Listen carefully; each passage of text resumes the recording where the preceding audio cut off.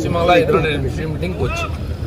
দিলীপদা, বিরোধী দলের লোকজন বিধায়ক আজকে বৈঠকে হাজির হলেন। ভালো কথা, এটা ভালো দিন আসছে।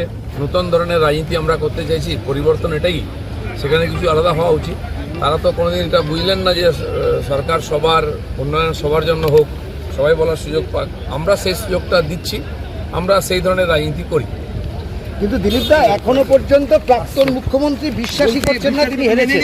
দিলীপদা, এখনো পর্যন্ত প্রাক্তন মুখ্যমন্ত্রী বিশ্বাস করেন না তিনি হেরেছেন।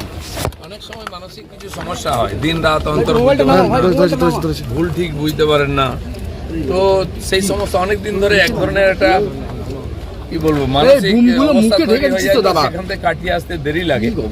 হয়ে যাবে ধীরে ধীরে কিছুদিন, ওটা অভ্যাস, এটা মুখ ঢেকে দিচ্ছ তো তোমরা সবাই। ঠিকই আছে। এই সিনেমা দেখতাম না, মেরে অর্জুন রাম লক্ষণ আয়েগা, সেরকম আয়েগা। অভিষেক বাবু তার বাড়ি নিয়ে তো ভীষণ বিপদে। দিলীপদা কি বলবেন? কি আছে, আইনের কাজ করছে, কাজ করলে তো একটু বিপদ হবেই, সবে তো শুরু হয়েছে।